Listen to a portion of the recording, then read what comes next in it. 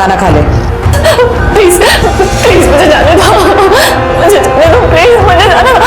अरे सुनो, अरे नहीं सुनो, अरे प्लीज, अरे गेट खोलो, मुझे जाने दो।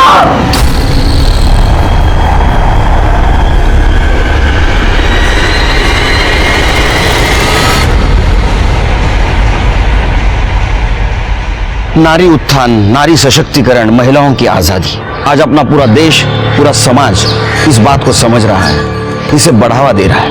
लेकिन इसके बावजूद भी हमारे समाज में कुछ ऐसे लोग हैं जो महिलाओं पर अत्याचार और उन्हें सिर्फ उपभोग की वस्तु समझते हैं। हमें इन्हें रोकना है, मुंह तोड़ जवाब देना है। ये किया जा सकता है अगर हम आने वाले गुनाह के दस्तक को पहचाने और सतर्क रहें। नमस्कार, मैं सीनियर इंस्पेक्टर सुनील केलकर। ये केस आज का नहीं, 1 साल पुराना है, जब अंधेरी के मनीष नगर पुलिस स्टेशन में मेरी पोस्टिंग थी। मुंबई दुनिया के मॉडर्न शहरों में से एक शहर। ये बात अजीब नहीं है क्या कि ऐसे शहर में किसी को सेक्स स्लेव मतलब गुलाम बना के रखा जाए।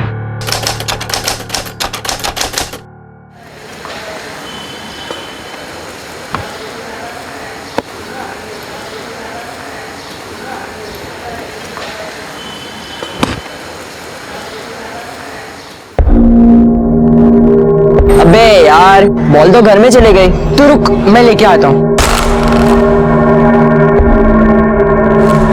8 अंडे, एक खारी का पैकेट देना। रुको, पैसे लाती हूँ।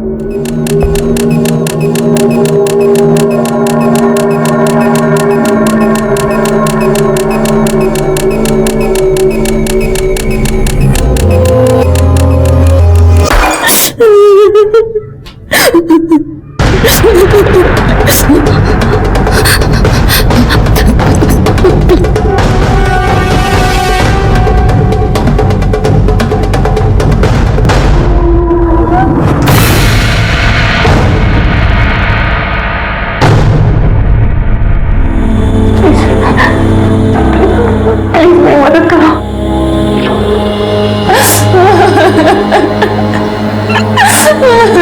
संजू,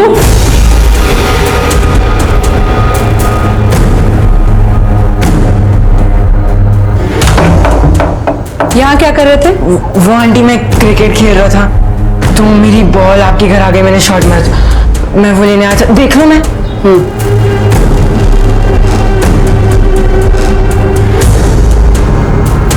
मिली? हाँ आंटी, मिल गई। Thank you. कौन थी ये लड़की जो इस लड़के से मदद मांग रही थी? क्यों इसे कमरे में बिना कपड़ों के बंद करके रखा था? क्या इसके साथ कोई जबरदस्ती कर रहा था या उसे सबक सिखाने की कोशिश? आखिर कौन थे ये लोग जिन्होंने इस हालात में इस लड़की को कैद करके रखा था? क्या थी ये कहानी? आई शपथ, सच कह रहा हूँ, मैंने वहाँ पे एक आंटी देखी, उन्होंने कपड़े नहीं पहने थे, चादर लपेटी हुई थी। अबे चल ठीक है साला, कुछ भी बोलता है। अबे तू मान क्यों नहीं रहा? मैंने अपनी आंखों से देखा। अबे तुम मैं क्या कह रहा हूँ कि कान से देखा? अबे होंगे उनके कोई रिश्तेदार। तो वो मुझसे हेल्प मांग रही थी। अबे बस करा, पिछली बार के तेरे चक्कर में मैं फंस गया था। अरे यार, तू मान क्यों नहीं रहा? मैं सच बोल रहा हूँ यार। अबे यार तू भी यार बेफालतू की बात लेके बैठता है। अरे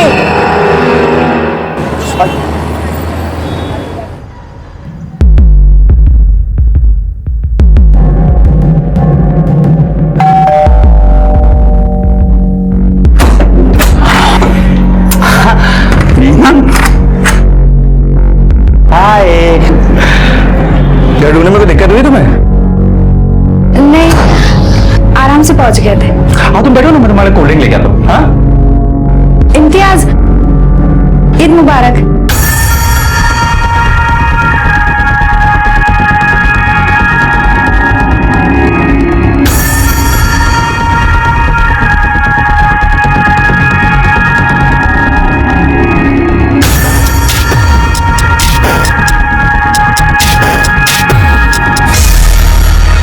ईद ऐसे विश करते हैं, ईद मुबारक। अच्छा रुको, मैं तुम्हारे कोल्ड ड्रिंक लेके आऊं, बैठो।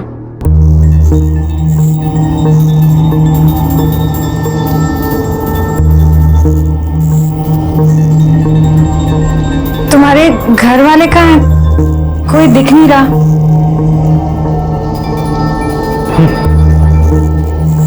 मुझे ना अकेले रहना पसंद है, इसलिए अलग रहता हूँ। वो सब तो ठीक है, पर आज तो ईद है ना, इतना बड़ा त्योहार है तुम्हारा।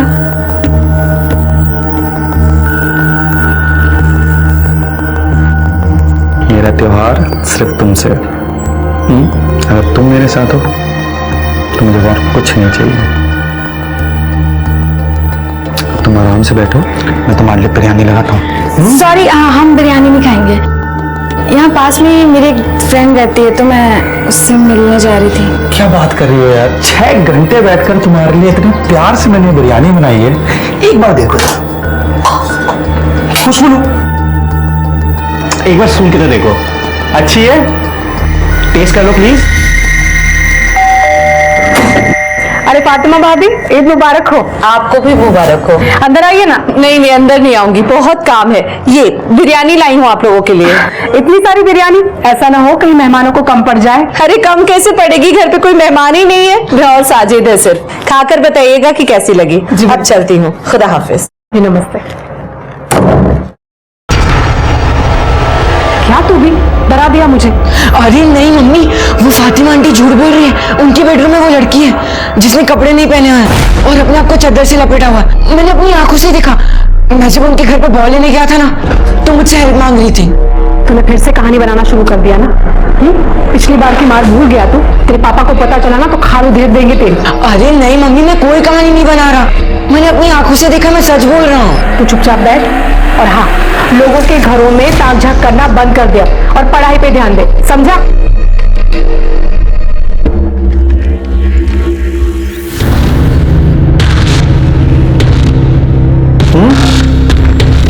कैसे बनी है? बहुत टेस्टी है। मुझे तो पता ही नहीं था तुम इतने अच्छे कुक हो। तुमने अभी मुझे जाने ही कहा है, मैं और भी बहुत चीजों में बहुत अच्छा हूँ।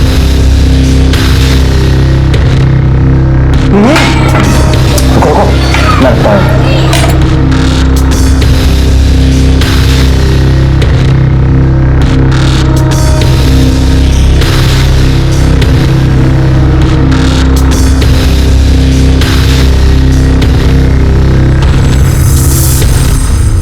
इम्तियाज का हद से ज्यादा करीब आने की कोशिश करना मीना को अजीब लग रहा था, लेकिन उसने अपने गट फीलिंग को इग्नोर कर दिया और यही जुल्म की दस्तक थी और इसकी बहुत बड़ी कीमत मीना को चुकानी पड़ी।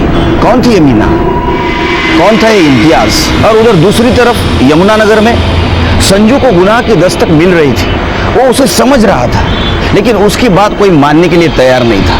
लेकिन वो भी अपने जिद पे अड़ा रहा कि क्या है उस लड़की की कहानी जो फातिमा के घर में कैद है। मम्मी आप मानो मेरी बात, मैं सच कह रहा हूँ। वहाँ पे वो लड़की है। मैं जब बर्तन देने गया था तो मैंने देखा था उसे। अच्छा सुनो, अरे मैं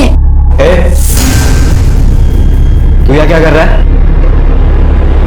प्लेट क्या चल रही है? भास्कर, हाँ? फिर से लोगों के घर में ताकना झांकना शुरू कर दिया तूने? हाँ? 1000 बार बोला ऐसे पढ़ाई लिखाई में ध्यान देना कि नहीं, लोगों के घर में झांकने में इंटरेस्ट है इसको। आइंदा ऐसे किया ना तो उठा के घर के बाहर फेंक दूंगा मैं, समझो इसे। मैं समझूंगी। मार खाना अच्छा लगता है क्या तुझे? खा मेरी कसम, आज के बाद तू फातिमा भाभी के घर भी नहीं जाएगा और वहां ताक झांक भी नहीं करेगा। खा मेरी कसम। मम्मी मैं आपकी कसम खा के कहता हूँ, फातिमा आंटी के घर वो लड़की है और उस बेचारी के साथ बहुत गलत हो रहा है।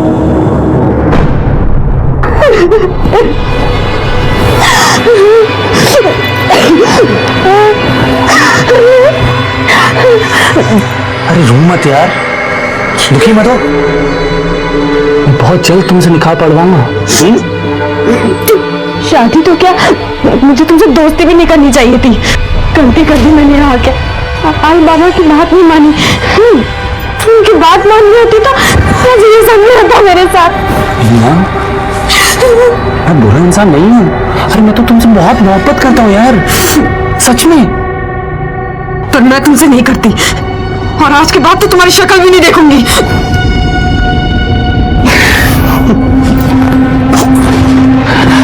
वो तो तुम्हें हर हाल में देखनी पड़ेगी जब मैं हमारा वीडियो सोशल मीडिया पे अपलोड करूंगा। कितनी सुंदर लग रही हो तुम। हाँ? और मैं भी कितना अच्छा लग रहा हूँ। एक्चुअली जब मैं वीडियो अपलोड करूंगा ना, हमने मैं सेलिब्रिटी बननी है। चांद सिर्फ और सिर्फ दिखाने की बात हुई थी, छीनने की नहीं। अब तुम एक काम करो, तुम आराम करो। मैं मिलता हूं तुमसे।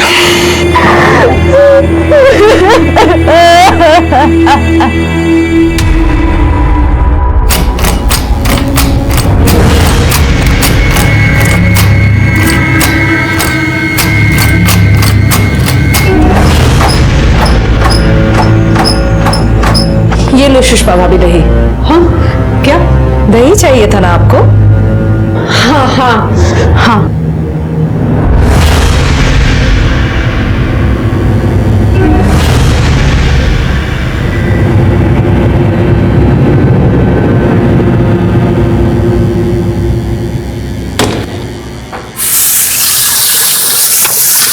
भास्कर, संजू झूठ नहीं बोल रहा है।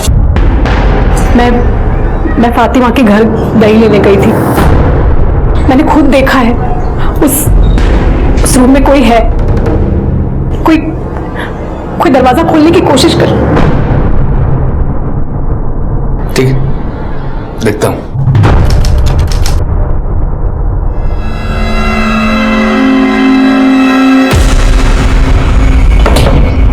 मॉर्निंग। कहाँ हो?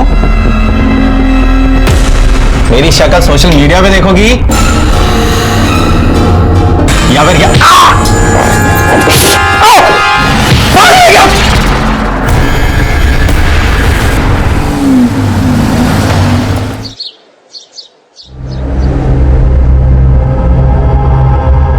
चार दिन हो गई मीना से बात होके। 4 दिन से उसका फोन भी बंद आ रहा है। पता नहीं किस हाल में होगी। मुझे तो बहुत डर लग रहा है। किसने कहा था फोन करने? क्या बोल के गई थी घर छोड़कर? मैं बड़ी हो गई हूँ, अपना ख्याल खुद रख सकती हूँ। नवीन प्लीज, हमारी बच्ची है वो। आप अपनी बेटी के बारे में ऐसा सब कैसे बोल सकते हैं? मुझे तो बहुत चिंता हो रही है। नवीन प्लीज कुछ कीजिए ना, प्लीज।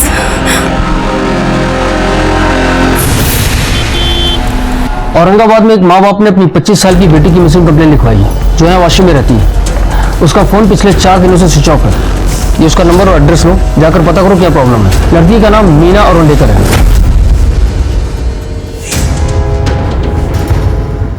हेलो। हाँ, अरे निकल गया मैं। अरे बस जूते पहन दो। बस पहुंच गया, हो गया। चल बाय।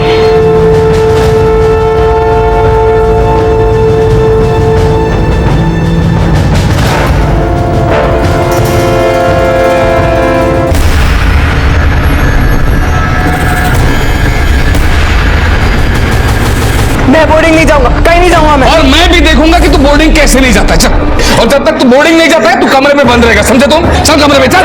उसके साथ संजू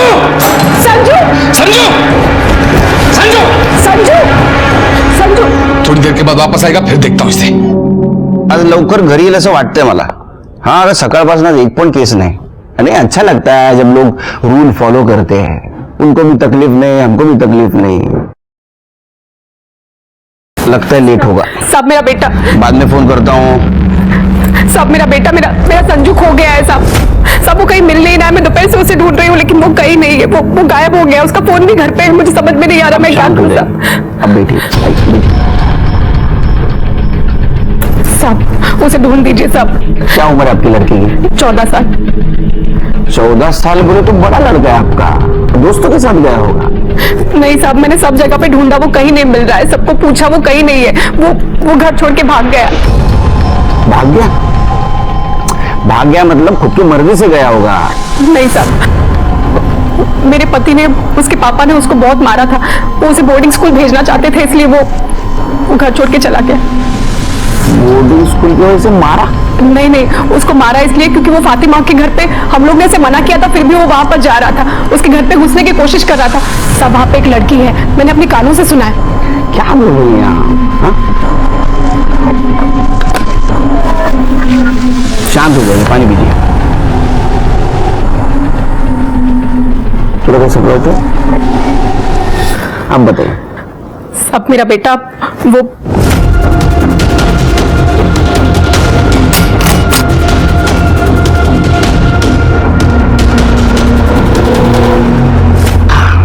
सब समझ में आया। आप घबराइए नहीं, आपके बेटे को हम जल्द से जल्द ढूंढ के निकालेंगे। हाँ, उसका फोटो और आपका फोन नंबर दे देना साहब। ठीक है, आइए मैडम।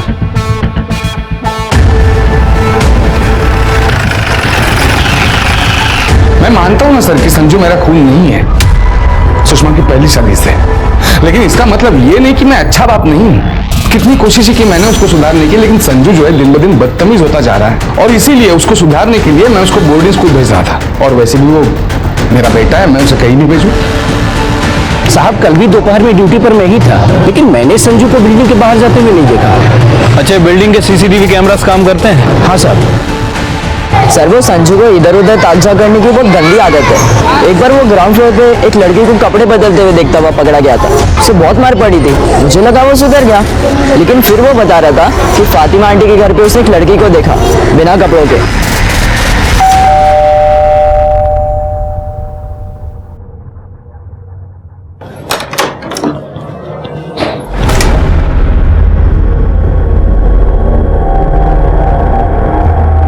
हमने सुना है आपने अपने घर में किसी लड़की को छुपा रखा है। लड़की? नहीं सर, हमारे घर में कोई नहीं है। कोई नहीं है, अच्छी बात है, फिर भी हमें तलाशी करनी पड़ेगी। सावंत देखो जरा। सर मैं कह रही हूँ हमारे घर में कुछ भी नहीं है, कोई भी नहीं है। वहाँ कुछ भी नहीं है सर। जरूर कोई हमारे खिलाफ भड़का रहा है सर, वहाँ कुछ भी। हो गई ना तसल्ली आप लोगों को? कुछ नहीं मिला ना यहाँ पर? ये क्या तमाशा बना के रखा है सबने सर? आप लोग से पहले वो भास्कर अंकल भी आकर गए थे यहाँ पे। हो क्या रहा है मुझे तो समझ में ही नहीं आ रही है सर। पूरे घर में कहीं भी लड़की नहीं है। तो आप फातिमा के घर पे चेक करने गए थे कि वहाँ लड़की है या नहीं? क्यों? सर मैं फातिमा जी के घर गया था, लेकिन कोई लड़की वड़की चेक करने नहीं गया था। मैं उन्हें सॉरी कहने गया था, और मुझे पता था कि वहां पे कोई लड़की है नहीं। सच कहूं तो हमारे संजू को ही झूठ बोलने की आदत है, मनगढ़ंत कहानियां बनाता रहता है, बताता रहता है। मुझे वाकई अफसोस है कि हमारे वजह से उन बेचारों को तकलीफ झेलनी पड़ी। चलो।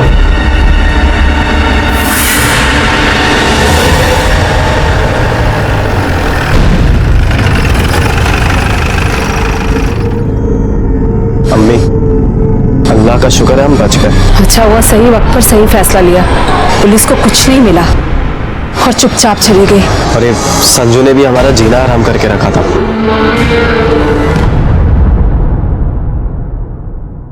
इन शॉर्ट क्या आशिर के, हमें संजू दीक्षित का क्लू नहीं मिला, और हम ये भी नहीं कह सकते कि वो लड़की वहां थी या नहीं। लेकिन सर सुषमा बोल रही थी कि लड़की थी वहां। वो ठीक है सिरके, लेकिन संजू ने क्या कहा कि लड़की को मैंने देखा। ये संजू के ऊपर भी भरोसा नहीं कर सकते यार, इसका रेपुटेशन बहुत खराब है। शरारत करने के लिए इसने कहानी भी बनाई होगी। हम लोग एक काम करते हैं, जो क्लियर है ना उसके ऊपर फोकस करते हैं। संजू मिसिंग है, किस वजह से?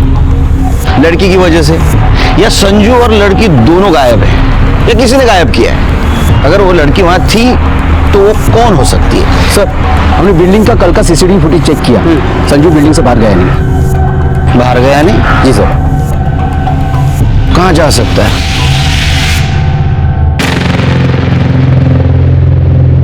रमेश जल्दी आ।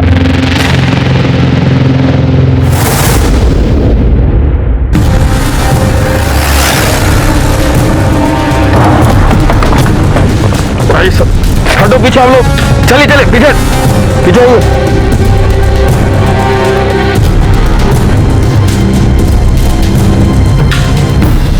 सर बॉडी पूरी तरह से डिकम्पोज हो चुकी है। देखकर तो लग रहा है कि मौत हुए 7 से 8 दिन हो चुके हैं। पहचान पाना काफी मुश्किल है। शिरके जरा आसपास देखो, कुछ सुराग मिलता है क्या? बॉडी को किसने देखा था सबसे पहले? साहब मैंने देखा था। सर आसपास देखा, लेकिन कोई आइडेंटिटी नहीं मिली, ना फोन ना पर्स जिससे बॉडी की पहचान हो सके। बॉडी को पोस्टमार्टम के लिए भेज दो। ठीक है सर। एक ब्लाइंड मर्डर केस था। ये जो लड़की थी उसको भगवान ने धरती पर जिंदगी जीने के लिए भेजा था, फिर किसे हक था कि वो उसकी जिंदगी आधे में खत्म कर दे। हम उस लड़की को पहचान देने की कोशिश कर रहे थे, क्योंकि हमें उसके कातिल और उसके मोटिव तक पहुंचना था, और ये भी पता करना था कि संजू कहाँ है। जुल्म की दस्तक एक नहीं दोनों तरफ मिल रही थी। अरे साजिद कहाँ जा रहे हैं? याद है ना शाम को जेबा के यहाँ दावत में जाना है? हाँ अम्मी, हमें याद है, हम आ जाएंगे तब तक। पर अम्मी वो इस बला का क्या करना है? करना क्या है? बाहर से कमरा बंद करके जाएंगे और क्या। हम चलते हैं।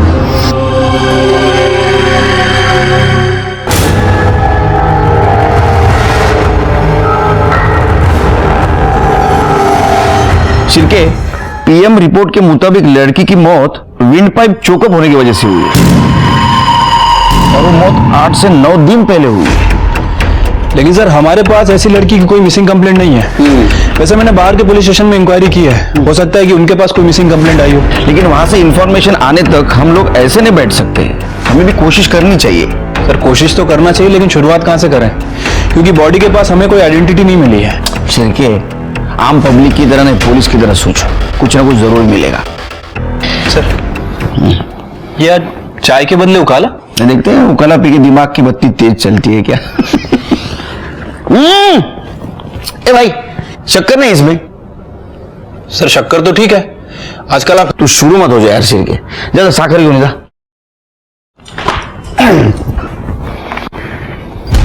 शिर्के, ये ड्रेस तुम्हें ज्यादा एक्सपेंसिव नहीं लगती? हाँ सर। वो खुद के लिए बनवा लेते उसको क्या कहते हैं? Designer dress. Designer dress. इसकी एम्ब्रॉयडरी देखी, मतलब इस ड्रेस के लेवल के थ्रू हम इसके डिजाइनर तक पहुंच सकते हैं। उकाला पी के दिमाग की बत्ती तेज चल रही है तुम्हारी। बहुत कम चांसेस है लेकिन है, डिजाइनर थ्रू हम शायद इस लड़की तक भी पहुंच सकते हैं। अम्मी जल्दी करो, लेट हो रहा है। हाँ जल्दी आ जाओ।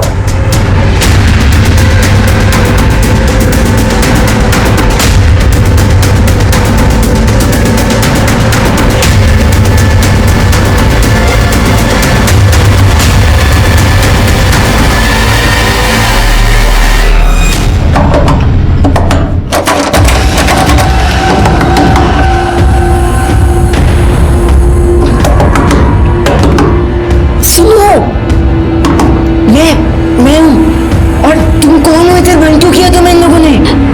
प्लीज मुझे यहाँ से निकालो, प्लीज प्लीज मेरी मदद करो। अरे पर कैसे निकालूं? ये दरवाजा बंद है, लॉक है।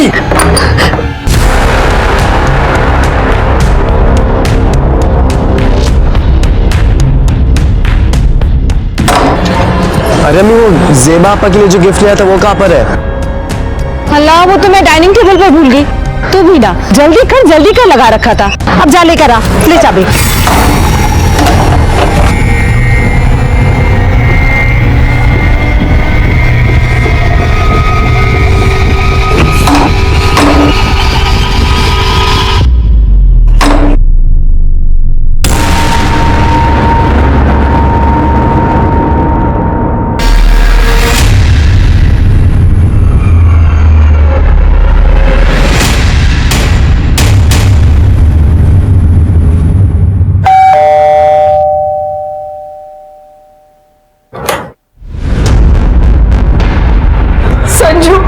संजू मेरा बच्चा, तू कहाँ चला गया था? हम लोग कितने परेशान हो गए थे। सिर्फ आप ही लोग नहीं परेशान है इससे, हम भी परेशान हो गए हैं इससे। पता नहीं कब हमारे घर में चुपचाप घुस गया और तोड़ फोड़ मचाने लगा। अरे हैरान करके रखा है इस लड़के ने। पागल है आपका बेटा।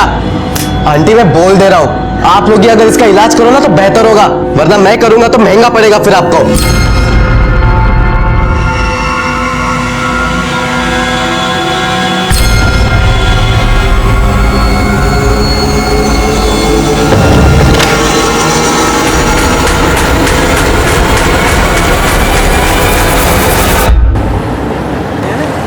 सर एक अच्छी खबर है। अरे सुनाओ यार, बहुत दिन से अच्छी खबर नहीं सुनी। सर वो संजू वापस आ गया है। ये सही में अच्छी खबर है? हाँ सर, उसके फादर ने बताया कि वो छत पे छुपा हुआ था। और सर वो जिस लड़की की बॉडी यमुना नगर के बैक रोड पे मिली थी, जिसने वो डिजाइनर कुर्ता पहना हुआ था, सर उसके डिजाइनर का भी पता चल गया, जयपुर का रहने वाला है और जयपुर में उसका आउटलेट है। आउटलेट मतलब दुकान ना? हाँ सर। आगे बताओ। सर वो डिजाइनर अपने जितने भी प्रोडक्ट हैं वो ऑनलाइन शॉपिंग साइट के थ्रू बेचता है, पार्टनरशिप में। वो सिंपल है, साइट पे जाओ और देखो किसने कुर्ता खरीदा।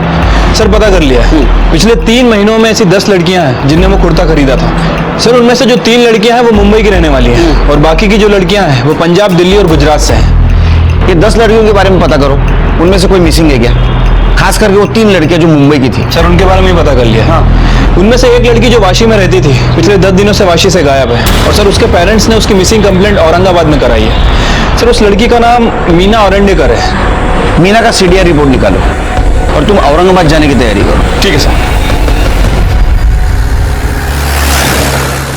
कुछ दिन पहले जब मीना घर आई थी तब उसने बताया था एक लड़का है जो उसे सोशल नेटवर्किंग साइट पर मिला था और वो उसे पसंद करती है। मैंने उसे समझाया भी कि सोशल नेटवर्किंग साइट पर मिलने वाले लोगों पर विश्वास नहीं किया जा सकता, पर वो हमारी सुनती कहाँ है। मीना का कोई फोटो है आपके पास?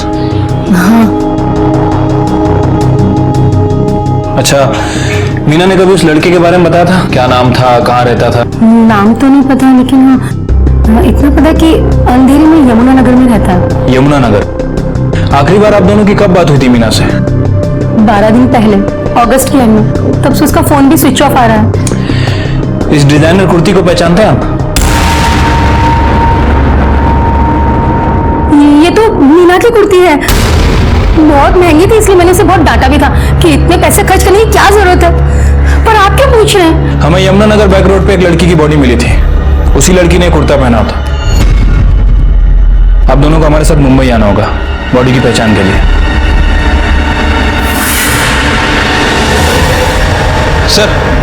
सर वो डेड बॉडी की पहचान हो गई है। हाँ। उसके पेरेंट्स ने उसे पहचान लिया है।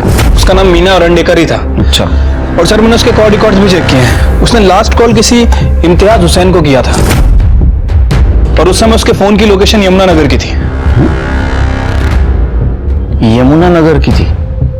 मतलब अपने को अगर लाश यमुना नगर में मिली है तो फोन भी वही मिलना चाहिए था। लेकिन सर उसका फोन 30 अगस्त को वाशी में स्विच ऑफ हुआ है। शिरके, फोन को पैर है क्या?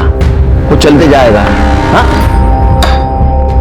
मर्डर जिसने किया उसने लाश यमुना नगर में फेंकी और मोबाइल वाशी में, ताकि हमें लगे लड़की वाशी से गायब हुई है। समझे? हाँ सर। तुम एक काम करो, इम्तियाज हुसैन को लेके आओ। साहब, इम्तियाज साहब 101 नंबर फ्लैट में रहते हैं, लेकिन अभी वो घर पर नहीं है। घर पे नहीं है तो कहाँ गया है? साहब ये तो मुझे नहीं मालूम है, हो सकता है अपनी माँ के घर गए हों, वो यहाँ पास में ही रहती है। उसकी माँ जी का एड्रेस पता है आपको? एड्रेस तो नहीं मालूम साहब, लेकिन वो यमुना नगर में कहीं रहती है। यमुना नगर? हाँ साहब।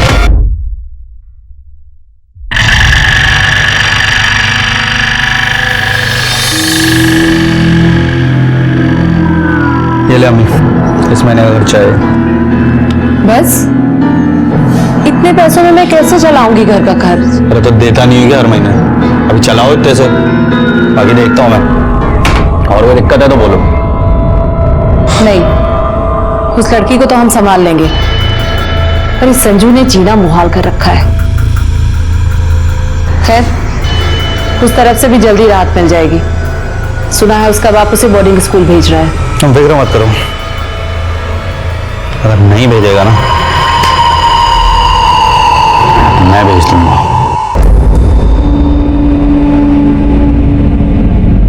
अरे साहब, वो आपका इंस्पेक्टर साहब इंतजार कर रहे हैं। साहब! इम्तियाज? हाँ सर जानता हूँ, अब दोस्त है मेरी। मगर सर बात क्या हुई है? आप लोग इतने सवाल क्यों पूछ रहे हैं? अरे ऐसे ही जनरल नॉलेज बढ़ाने के लिए, खास कुछ नहीं। तुम्हारी दोस्ती कैसे हुई थी? सर सोशल मीडिया के थ्रू। पहले दोस्त बने, फिर धीरे धीरे एक दूसरे को पसंद करने लगे, शादी भी करना चाहते थे। अच्छा। लेकिन जब मीना के घर वाले इंटरकास्ट मैरिज के लिए राजी नहीं हुए तो हमने ब्रेकअप कर लिया। हम लोगों ने मतलब दोनों ने? नहीं सर, वो मीना का ही डिसीजन था। जब मुझसे वो मिलने आई थी ईद वाले दिन मेरे घर पे, तब उसने मुझसे कहा था कि अब हम कभी नहीं मिलेंगे। वो शायद ब्रेकअप करने ही आई थी सर। कितना सज्जन लड़का है। उसने बोला और इसने मान लिया? नहीं सर, मैंने ट्राई किया था सर। मैंने कोशिश की कि मीना अपना फैसला बदल दे, लेकिन जब वो अपने फैसले पे अड़ी हुई थी तो मैंने उससे जाने दिया। क्या यार तुम्हारे आजकल के जनरेशन का प्यार, बाद में कभी कांटेक्ट करने का ट्राई नहीं किया होगा ना? कई बार उसको फोन भी किया था, लेकिन हर बार उसका नंबर स्विच ऑफ ही आता था। मुझे लगा शायद नंबर बदल लिया हो मेरी वजह से, तो मैं सोच रहा था कि मैं जाके उससे मिली हूँ।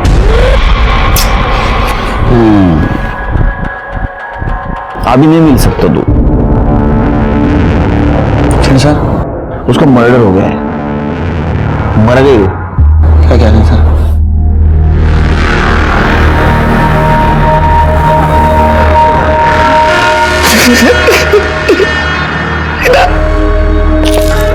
मीना तो मुझे छोड़ के नहीं जा सकती मीना। फिर कैसे हुआ सर ये? वो हम लोग पता कर रहे हैं कैसा वो। और रहने दो। मुझे बताओ, तुम्हारी फैमिली यमुना नगर में रहती है, तो तुम अलग क्यों रहते हो? मेरी और अम्मी की बनती नहीं थी, मैंने सोचा अलग ही रह लेता हूं, इसलिए मैंने पास में एक घर देख ली ताकि अकेला भी रह पाऊंगा और अम्मी का ध्यान भी रख पाऊंगा। अरे बहुत केयरिंग इंसान है ये। अच्छा, तुम्हारी अम्मी कहाँ रहती है, उसका पता क्या है? यमुना नगर, शांति गार्डन, फ्लैट नंबर 104। सर ये देखिए, शांति गार्डन 103, संजू दीक्षित यहीं रहता है। और उसके सामने वाला 104 फातिमा हुसैन का, जहां तुम वो लड़की की तलाश में गए थे जिसके बारे में संजू ने बताया था। शिरके, कहीं ये लड़की मीना तो नहीं?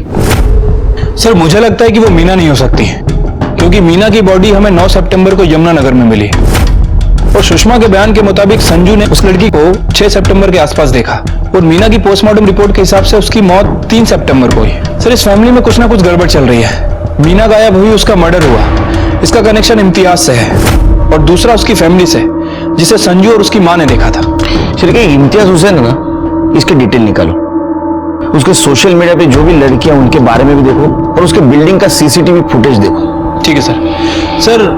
सर आपको भी लगता है कि इसमें इम्तियाज का हाथ है? शायद।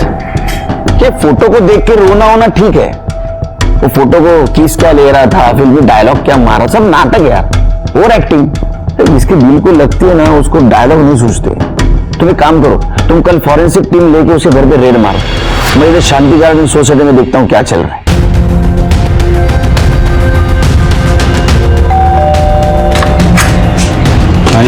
गुड मॉर्निंग इम्तियाज मियाँ, ये लीजिए आपके घर का सर्च वारंट। चलिए हटिए। अरे अरे सर, कहां घुसे सर?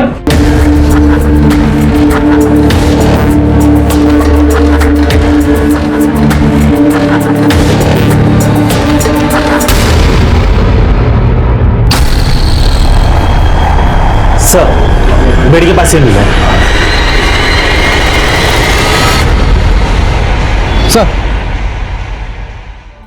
सर इसमें बिल्डिंग का पिछले 1 महीने का पूरा सीसीटीवी फुटेज ले लिया है। सावन, ये संजू है ना? संजू सर मैं सच कह रहा हूँ, ये लोग क्या हुआ रोने को? नहीं सर, कुछ नहीं, सब ठीक है। हम लोग कहीं बाहर जा रहे हैं तो लेट हो रहा है, चलिए। सर चल अंदर। मेरे को नहीं जाना मम्मी, सर भाभी वो लड़की। सर सर कुछ नहीं, दिमाग खराब हो गया इसका, कुछ भी मनगढ़ंत कहानियां बनाता रहता है, बोलता रहता है। तंग आ चुका मैं इसे बोर्डिंग स्कूल ले जा रहा हूँ। उससे बात कर रहा हूँ, तुमसे नहीं। उधर जाके खड़े रहो, उधर जाओ। आइए सावन, आइए सर। बोलो बेटा। सर मैं सच कह रहा हूँ, उधर वो फातिमा आंटी के घर पे वो लड़की है, उन्होंने उसे कमरे में बंद करके रखा हुआ। मुझे पता है, आप जिस दिन आए थे वो नहीं थी, पर उसके अगले दिन वो आ गई थी। मैंने अगली शाम को बात भी की थी उनसे। सर मैं सच कह रहा हूँ, प्लीज मेरी बात मानो सर। सावन, ये सब हमारे इजाजत के बिना संजू शहर से बाहर नहीं जाएगा, समझा? यस।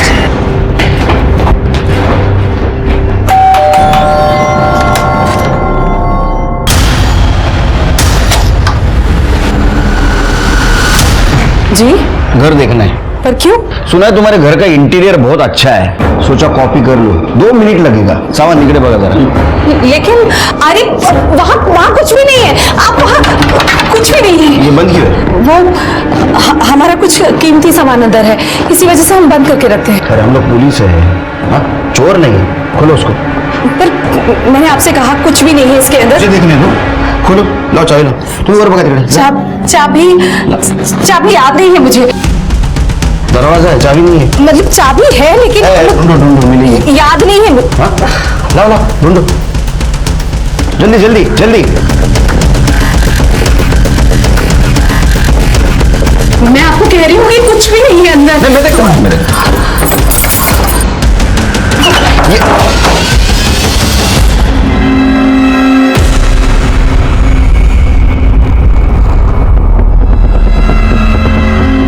कर लीजिए तसल्ली, 2 मिनट नहीं 2 घंटे लीजिए आप। सर कॉर्नर चेक करा। पर खुदा के लिए हमें दोबारा परेशान मत कीजिएगा। अरे हम शरीफ लोग हैं। क्या मिलेगा? नहीं सर।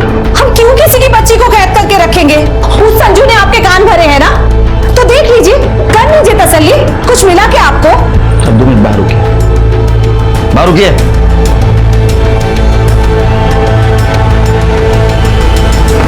फॉरेंसिक टीमला बोलवा।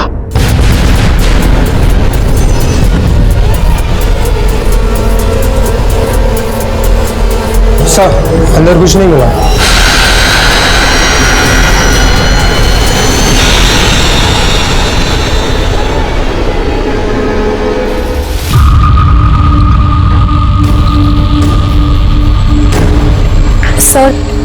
सर इसे एक कंप्लेंट लिखवानी है।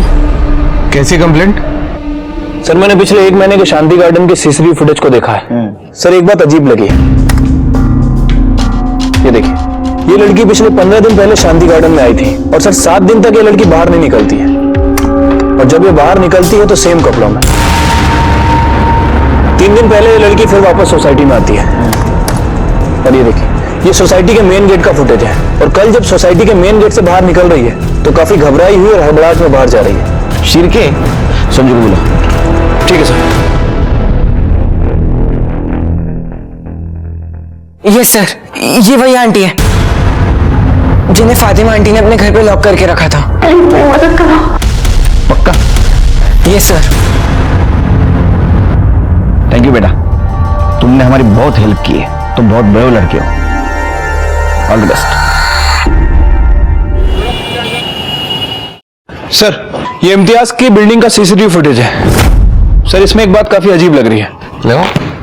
सर ये 3 तारीख की रात 2 बजे की फुटेज है। इम्तियाज अपनी कार से आता है और अपनी कार को बिल्डिंग के एंट्रेंस के पास पार्क करता है और ऊपर चला जाता है। थोड़ी देर बाद वो वापस आता है और इस वक्त उसके साथ ये लेडी है, बुरखे में, व्हील चेयर पे लेके आया सर। ये दोनों गाड़ी के पास जाते हैं और उस लेडी को कार की बैक सीट पे बिठाता है। एक मिनट स्टॉप करो,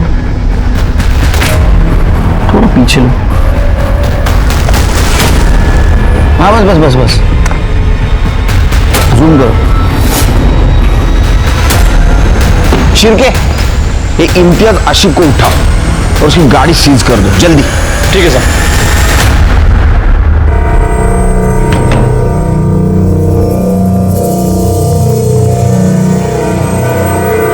मीना बिरयानी खा के गई थी, तो दूसरी कौन है? सर ये तो मेरी अम्मी है सर। मुझे ईद की मुबारकबाद देने आई थी सर, और फिर अचानक से उनकी तबीयत खराब हुई तो मैं। तुम्हारी अम्मी मुस्लिम है ना? ये कैसा सवाल है सर?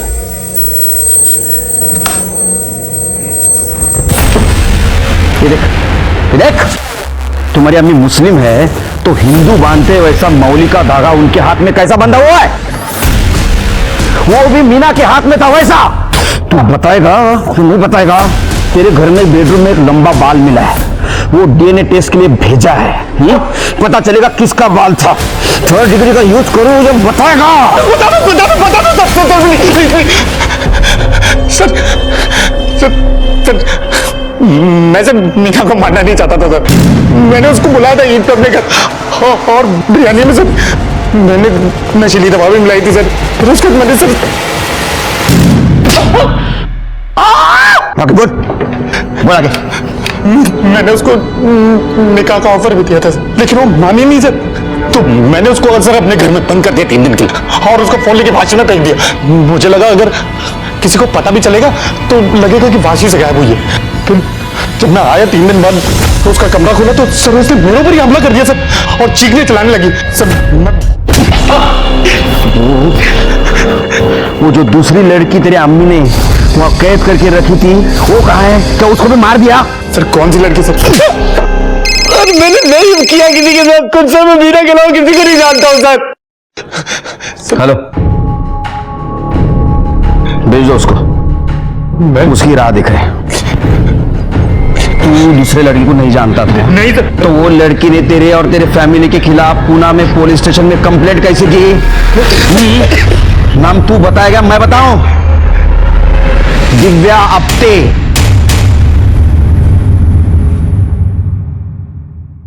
मैं पूना में रहती हूँ, वहीं जॉब करती हूँ। सोशल मीडिया पर मेरी और इम्तियाज की दोस्ती हुई थी। 2 महीने पहले वो पूना आया था, तब हम 1-2 बार मिले थे। फिर 15 दिन पहले मैं मुंबई गई, उससे मिली और वो मुझे अपनी माँ से मिलाने ले गया। अम्मी, ये है दिव्या, ये यहाँ पूना में रहती हैं, अपने काम के सिलसिले में आई हैं मुंबई। सलामत रहो। बैठो तुम लोग, गर्मी बहुत है, मैं ठंडा लेकर आती हूँ। शरबत? हाँ जी।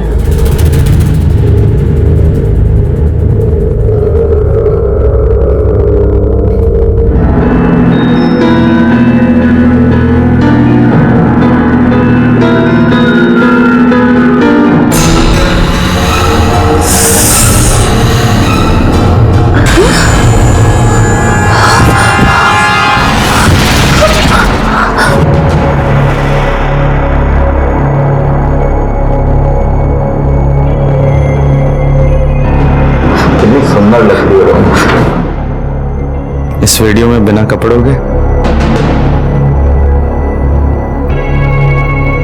तू इस कमरे में ही रहेगी और मैं जब भी जाऊं तुझे मुझे खुश करना होगा। अच्छा, खुश नहीं करेगी? अगर ऐसा करेगी ना तो मैं ये वीडियो वायरल कर दूंगा और तुझे सेलिब्रिटी बना देता हूं। मैंने हार मान ली थी सर, फिर मुझे संजू मिला। उसने मुझे होप दी कि मैं खुद को बर्बाद होने से बचा सकती हूँ। संजू के डर से इन लोगों ने मुझे 10 दिन पहले जाने दिया, लेकिन ये कहकर कि अगर मैं पुलिस के पास गई तो वो वीडियो वायरल कर देंगे। अच्छा, तो इसलिए पहली बार जब हम वहाँ तलाशी लेने आए तो तुम वहाँ हमें नहीं मिली? जी सर, उसके बाद फिर से इन्होंने मुझे ब्लैकमेल किया, अपने घर बुलाया, कहा कि अगर नहीं गई तो वो वीडियो वायरल कर देंगे। सर मैं बहुत डर गई थी, इसलिए चली गई। लेकिन दूसरी बार भी तुम हमें वहां नहीं मिली, वहां से निकली कैसे? 4 दिन पहले खिड़की साफ करते वक्त उसकी माँ का इयररिंग नीचे गिर गया था। उसने अपने कपड़े मुझे दिए और वीडियो वायरल करने की धमकी देते हुए मुझे नीचे से इयररिंग लाने के लिए भेजा। मैं नीचे गई लेकिन सीधा पूना चली गई। मैं किसी तरह पूना पहुंची, वहां अपनी फैमिली को सब कुछ बता दिया। अगर तुम सही वक्त पर हमारे पास आती तो ये तुम्हारे साथ नहीं होता और शायद मीना की जान भी बच जाती। जब हमने पूरी सोसाइटी के सामने फातिमा और साजिद को अरेस्ट किया और संजू को शाबाशी दी, उस वक्त सब लोगों को पता चला कि संजू एक बहादुर बच्चा है। और फाइनली उसके माँ के ये भी समझ में आया कि उसने अपने बच्चे के लिए बाप नहीं जल्लाद चुन लिया था और उसने भास्कर को डिवोर्स पेपर भेज दिए। फाइनली दिव्या को न्याय मिला संजू की वजह से। संजू ने जुर्म के आने वाली दस्तों को समझा था और सबके साथ शेयर भी किया था। उसकी माँ को छोड़कर किसी ने उसे नहीं समझा। वो लोग जो अपने सोशल मीडिया पे बढ़ते हुए फ्रेंड लिस्ट को देखकर खुश होते हैं, उन्होंने सतर्क रहना बहुत जरूरी है। मानता हूं कि कामकाज में लगे लगे अकेले हो गए, लेकिन अकेलापन दूर करने के लिए किसी अनजान पे भरोसा करना अच्छी बात नहीं है। अगर मीना और दिव्या ने इस सब पर ध्यान दिया होता तो आज मीना की जान नहीं जाती और दिव्या के साथ ये सब नहीं होता। देखते हैं हमारे आज के एपिसोड की दूसरी।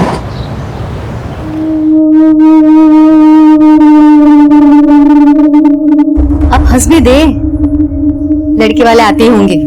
बाहर वालों के सामने आपका तमाशा ना बने, सिर्फ इसलिए ये फॉर्मेलिटी निभा रही हूँ माँ। मैं इस लड़के से बिल्कुल शादी नहीं करूंगी। हर बार सचिन भाई जो बोलेंगे मैं वो नहीं मानूंगी। मानना होगा, ये घर उसी के पैसों पे चलता है। भूल गई, तेरी पढ़ाई भी उसी के पैसों से हुई है। और ये माँ, ये पैसों का दोस्त मुझे मत दिखाइए। मैं अच्छे से जानती हूँ कि सचिन भाई ये पैसे कैसे कमाते हैं। अब शादी का मामला है ना, तो खर्चा तो होना ही है। अरे आप खर्चे की बिल्कुल फिक्र मत कीजिए, शादी का पूरा खर्चा मैं करूंगा। आखिर इकलौती बहन है मेरी उर्मी, इसकी शादी में मैं कोई कसर नहीं छोड़ने वाला हूँ। लेकिन शादी थोड़ी जल्द होनी चाहिए, क्यों माँ? हाँ, सचिन बिल्कुल सही कह रहा है। मैं कल ही अपने पंडित जी से बात करके शादी की तारीख फिक्स कर लेता हूँ। अरे वाह, इस बात पर तो मुंह मीठा हो जाए आपका। लीजिए मामा जी।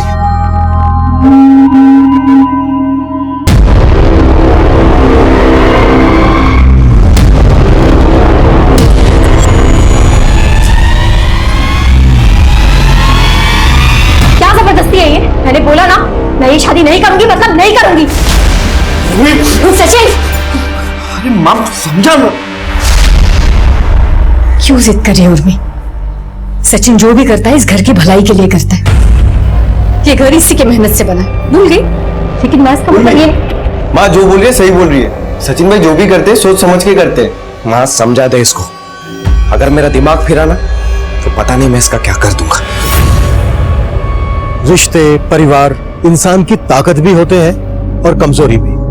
अक्सर इंसान अपने से ज्यादा अपनों के बारे में सोचता है, लेकिन कभी कभी अपनों की फिक्र और भलाई के नाम पर इंसान अपने फैसले उन पर थोपने लगता है। ऐसे माहौल में रिश्ते घुटन बन जाते हैं। ये घुटन भी एक दस्तक है कि रिश्तों में दरार आ चुकी है। जुर्म का साया रिश्तों में अंधेरा लाने वाला है।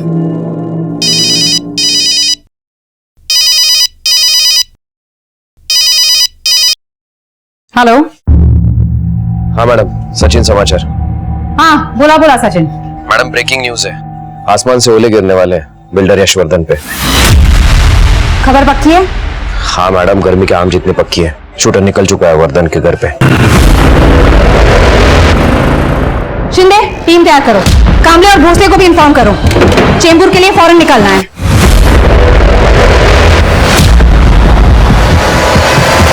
जी भाटिया साहब, अरे माल गिरा दीजिए आप, उसी मिल ही गया। यशवर्धन का कभी कमिटमेंट फेल हुआ है? कल से काम शुरू करना है, make sure no problem at all. आप काय भी चिंता करते हैं, अरे हम बैठे हुए ना साहब।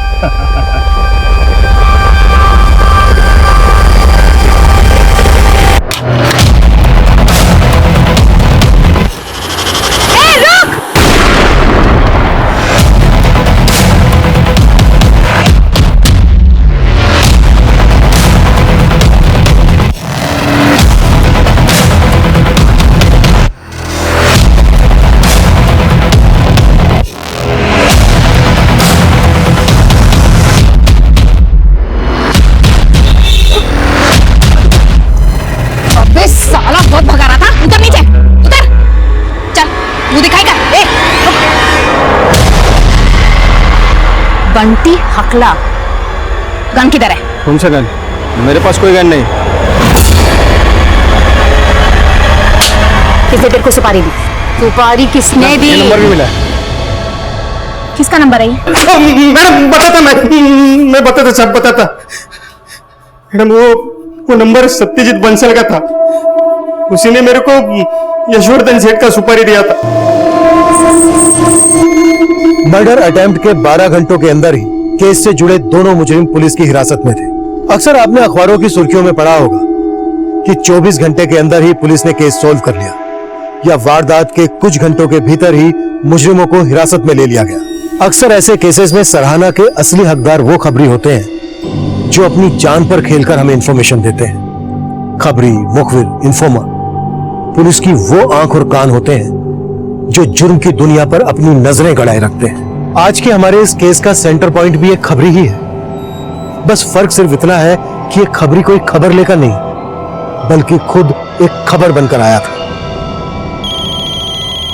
अरे नहीं गौर पड़े साहब, अरे आपका पंची इधर नहीं आया है। हाँ साहब, साहब अगर इधर आया होता ना तो अपने को पता चल ही जाता। हाँ, अरे ऐसे ही अपने को थोड़ी ना सचिन समाचार बोलते हैं। हाँ हाँ साहब।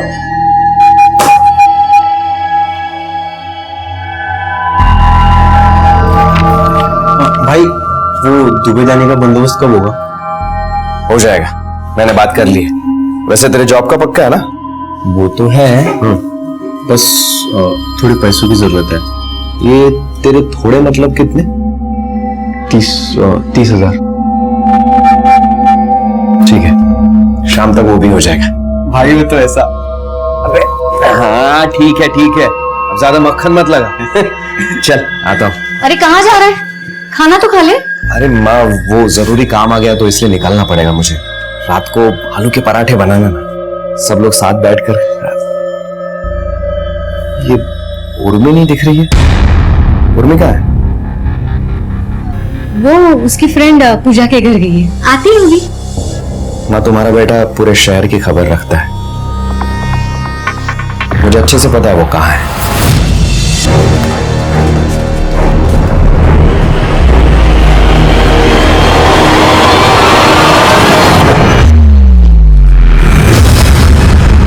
कब हो रही तेरी शादी? प्रकाश, मैं ये शादी नहीं करूंगी। मैं सिर्फ तुमसे शादी करूंगी प्रकाश। मैं जानती हूँ सचिन भाई ने जो भी तुम्हारे साथ किया, मुझे इस बात का बहुत दुख है। तो मुझे गुस्सा है उस बात का जो उसने किया ना मेरे साथ, वो मैं जानता हूं। अब हमको नहीं मिलना चाहिए। जा। प्रकाश, ये कैसी बातें कर रहे हो प्रकाश? मैं तुम्हारे लिए कुछ भी कर सकती हूँ, कुछ भी ना तो अपने भाई से बदला लेने में मेरी मदद करेगी?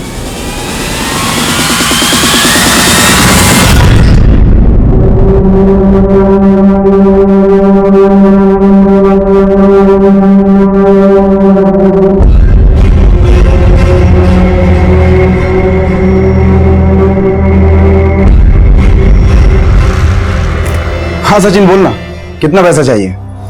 यार 1 लाख चाहिए थे। 1 लाख? यार उधार नहीं मांग रहा हूँ, एडवांस समझ के दे देना। देख सचिन, बात निकली है तो मैं तुझे बोल देता हूँ।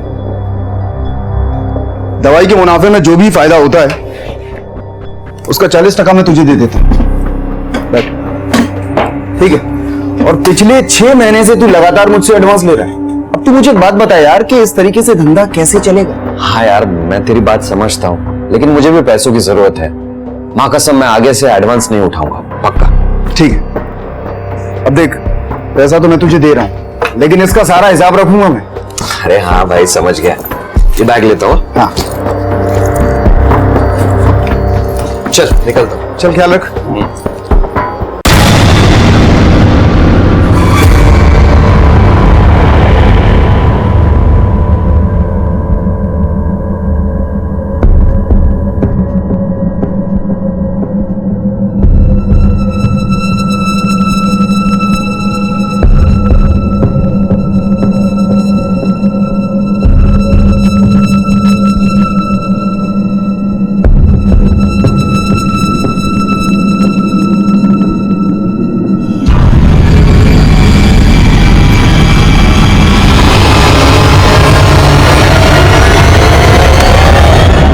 अरे बबलू, मेरी फील्डिंग लगाया क्या? लगता है तेरी खबरी की दुकान नहीं चल रही है। अरे नहीं भाई, दुकान तो चल रही है, लेकिन कछुए की चाल। वो क्या है ना भाई, कछुआ सिर्फ कहानी में जीतता है। देख, बात तो तू सही कह रहा है, लेकिन मुझसे क्या चाहता है? देख, फिर से साथ में खबरीगिरी शुरू करने की बात मत कर। नहीं भाई, बात वो नहीं है। वो क्या है ना, आजकल पैसे की बड़ी तंगी चल रही है, कुछ जुगाड़ हो जाता तो। यार फिलहाल मेरे पास ही पैसे नहीं है, कुछ होता है तो बताता हूँ, ठीक है?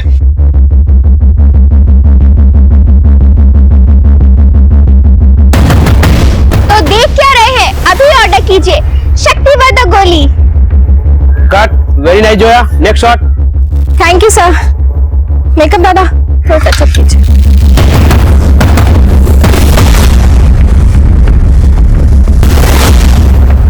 सीधा मुद्दे पे आऊंगी। मेरे ऑफर के बारे में क्या सोचा है? मैडम, मैं कैसे कर पाऊंगी? सचिन 1.5 शाना है, मैं उसकी जासूसी कैसे कर पाऊंगी? हाँ मैडम, जितना करीब आप मुझे उसके सोच रही है ना, उतना करीब भी नहीं हूँ मैं उसके। गोली देना बंद कर, ज्यादा मच की ना तो ट्रैफिकिंग के केस में सीधा अंदर डाल दूंगी। मेरी बात ध्यान से सुन, मेरे को डाउट है कि मेरा मुखबिर सचिन, उसने पार्टी बदल दी है। दूसरे पुलिस वाले को खबर देता है, मेरे को नहीं। मेरा फोन तक नहीं उठा रहा है वो। उसको ढूंढ और मेरे आगे खड़ा कर, तो वो दिन में तेरे को कॉल करूंगी, समझी? चलो काम पे लगो।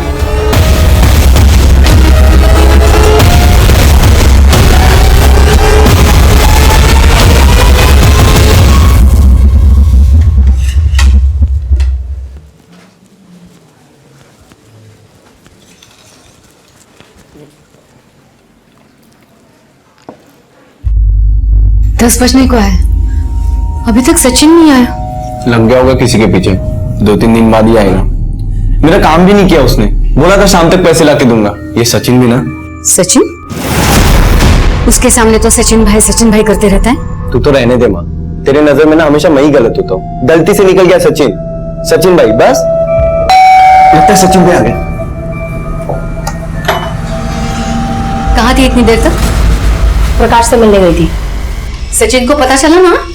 बता दो भाई को, मैं किसी से डरती नहीं हूँ। और हाँ, ये भी बता देना कि मैं शादी करूंगी तो सिर्फ प्रकाश से। माँ देख, तू चिंता मत कर, उसको जो करना है करने दे। ठोकर पड़ेगी ना, सब समझ में आ जाएगा। बस तू ये बात तो सचिन भाई को मत बताना। खबरी है वो, सबकी खबर रखता है, खुद के बहन की खबर नहीं होगी उसे।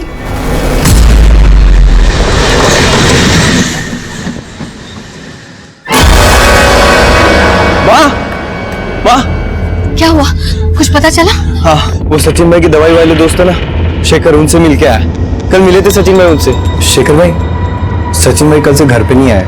मैंने एक चौल में ढूंढा, 2-3 जगह भी ढूंढा, लेकिन मिले नहीं। आपको कोई आइडिया है? नहीं, आज तो मुझे मिला नहीं। कल आया था मेरे पास और 1 लाख रुपए लेके भी गया है। 1 लाख? सचिन के बचपन में ही सचिन का बाप अपनी पत्नी और बच्चों को छोड़कर हमेशा के लिए कहीं चला गया था।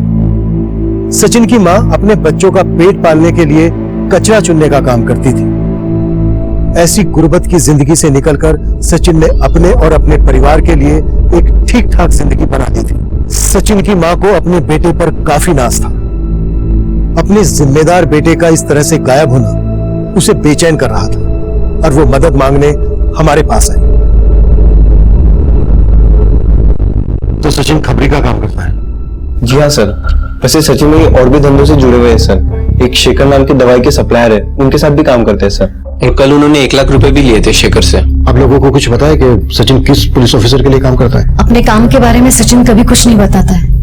कभी पूछा तो कहता है उसके काम के बारे में हम ना जाने तो ही हमारे लिए अच्छा है। सचिन का ये फोटो सभी थानों में सर्कुलेट कर दो और पता करो किस थाने में वो किस ऑफिसर के लिए काम करता है। Okay sir. सचिन का नंबर दीजिए। पिछले 2-3 सालों में उसने 17-18 नंबर लिए। कौन सा नंबर दे दो सर? एक्चुअली अलग अलग पुलिस ऑफिसर को अलग अलग नंबर दिए होंगे। आप एक काम कीजिए, फिलहाल उसके सभी नंबर लिखवा दीजिए और सबसे पहले वो नंबर लिखवाइएगा जिस पर उससे आपकी आखिरी बार बात हुई थी। जी। अभिषेक सर, फिलहाल सबसे पहले वाले नंबर के कॉल रिकॉर्ड्स निकलवाते हैं और एक बार उसके पार्टनर शेखर से भी बात करते हैं।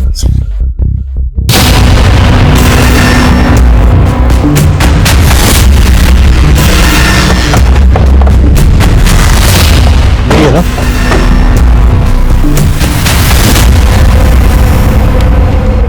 सर, मैं सचिन से तकरीबन 6 साल पहले मिला था। मेरी दवाई के सप्लायर से मिलने के लिए मैं अक्सर उसकी चौल में जाता था। वहीं उससे मेरी पहली मुलाकात हुई। फिर एक दिन वो मेरे घर आ गया, बोला कि उसे दवाई के धंधे में हिस्सा करना है, मेरा पार्टनर बनना चाहता था। नहीं सचिन, मुझे धंधे में पार्टनर की जरूरत नहीं है, मैं अकेले ही काफी हूं इस धंधे के लिए। भाई, धंधा हो या जिंदगी, पार्टनर तो लगता ही है ना। धंधे में पार्टनर का मतलब होता है मुनाफे में बंटवारा। हाँ, लेकिन मुनाफे के साथ साथ नुकसान में भी तो बंटवारा करना पड़ता है ना। ठीक है, जैसी आपकी मर्जी, चलता हूं। अगर मेरी कोई जरूरत पड़े तो बेझिझक आइएगा। और कुछ महीनों बाद ऐसा कुछ हुआ सर कि मुझे खुद सचिन के पास मदद मांगने के लिए जाना पड़ा। क्यों? ऐसा क्या हुआ? धंधे में कंपटीशन काफी बढ़ गया था सर। कभी पुलिस हमारे गोदाम पर छापा मार देती, कभी गुंडे माल को लूट लेते। धंधा सर हमारा चौपट हो रहा था, मेरे कस्टमर टूटने लगे। सचिन ने बताया था मुझे एक बार कि वो पुलिस में खबरी का काम करता है, पुलिस में अच्छे लिंक्स हैं उसके। तो मैंने सर सचिन की मदद ली और उसके बाद मेरा धंधा पहले से अच्छा चल निकला। अब तो पुलिस मुझे परेशान करती थी और ना ही गुंडे। इसलिए तुमने सचिन को पार्टनरशिप ऑफर की। सर इसमें हम दोनों का ही फायदा था। मैं सारा काम संभालता था और सचिन काम में टांग अड़ाने वालों को। तुमने कल सचिन को 1 लाख रुपए दिए थे, कुछ पता है उसको 1 लाख रुपए किस लिए चाहिए थे? नहीं सर। तुमने उसे 1 लाख रुपए दिए भी थे। हाँ सर, मैंने उसे पैसे दिए थे और मैं तो इस बात के लिए पछता रहा हूं कि मैंने उसे 1 लाख रुपए दिए क्यों। माँ, मैं कुछ काम से बाहर जाके आती हूँ। हाँ उर्मी, एक बार तू और विनोद पुलिस स्टेशन हुआ ना, शायद पुलिस को कुछ खबर मिली हो सचिन की। आप बेकार में परेशान हो रही हो, वो बच्चे नहीं है, खो नहीं गए होंगे, आ जाएंगे ना कुछ दिन में वापस। आपने भी पता नहीं क्या पुलिस कंप्लेन कर दी। मैं जाके आती हूँ। सर, जावेद खबरी ने बताया कि ये Sachin crime branch officer Rajeshwari के लिए खबरी का काम करता था। राजेश्वरी का आर्म्स यूनिट में ट्रांसफर हो गया है ना? सुना है कुछ केसेस में इन्वेस्टिगेशन ठीक से हैंडल नहीं की थी उसने। राइट सर, और उन केसेस में ये टिप राजेश्वरी को सचिन ने दी थी। कहीं ऐसा तो नहीं है कि राजेश्वरी ने सचिन को किसी केस के सिलसिले में कहीं बाहर भेजा हो? एक बार मिलते हैं राजेश्वरी से। Right sir. ये सचिन भाई को भी अभी गायब होना था, कम से कम जो शेखर से पैसे लिए थे वो तो देके जाने चाहिए थे। विनोद, कितना स्वार्थी है रे तू। सचिन खुद पढ़ा नहीं, लेकिन तुझे और उर्मी को उससे पढ़ाया। आज तू जो दुबई जाने के सपने देख रहा है ना, वो भी उसी की वजह से। माना कि उन्होंने हमें पढ़ाया, ये घर दिया रहने के लिए, लेकिन हम दोनों को हमेशा बांध के रखा है उन्होंने।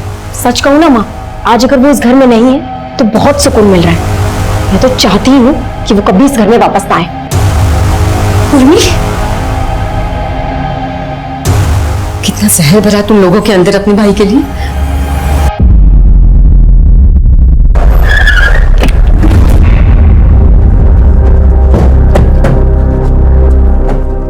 सचिन समाचार। हाँ, मैं जानती हूँ उसे, कुछ केसेस में उसने मेरे लिए काम किया था। सचिन आपके अलावा और किन किन ऑफिसर्स के लिए काम कर रहा था?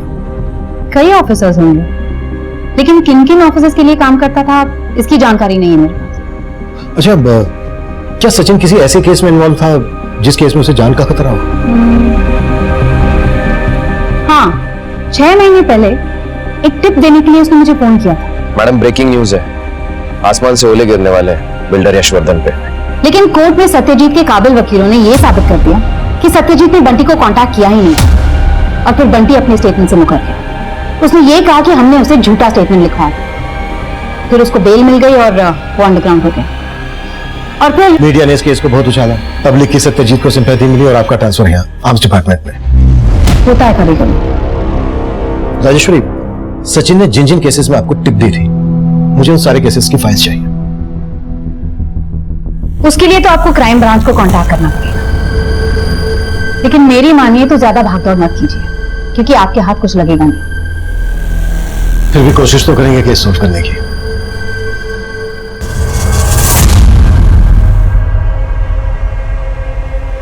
खाना ठंडा हो जाएगा, खा लीजिए ना प्लीज। धोखा दे गया मुझे कमीना। वो इतने सालों से मुझे बेवकूफ बनाता रहा और मुझे पता भी नहीं चला। नहीं छोड़ूंगा, किसी को नहीं छोड़ूंगा। सर, सचिन का फोन बंद होने से पहले उसके मोबाइल की लास्ट लोकेशन गोरेगांव ईस्ट की थी। और उस वक्त शेखर और राजेश्वरी के फोन कहां लोकेटेड थे? सर, वो लोग तो गोरेगांव के आसपास भी नहीं थे जहां सचिन का फोन बंद हुआ था। और उस बिल्डर सत्यजीत बंसल की कुंडली क्या कहती है?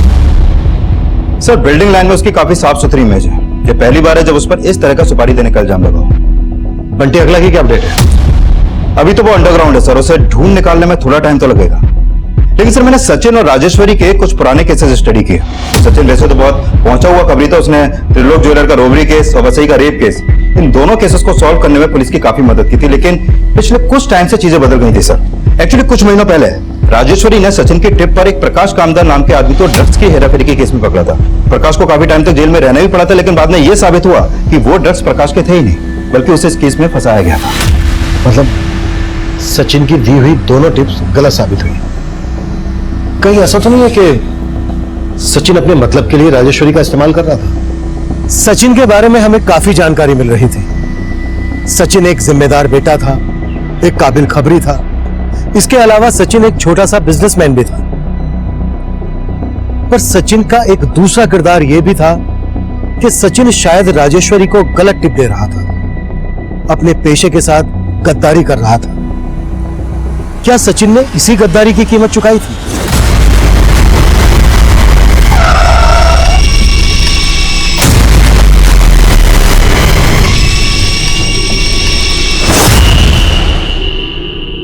सर, इसकी पहचान करना मुश्किल था।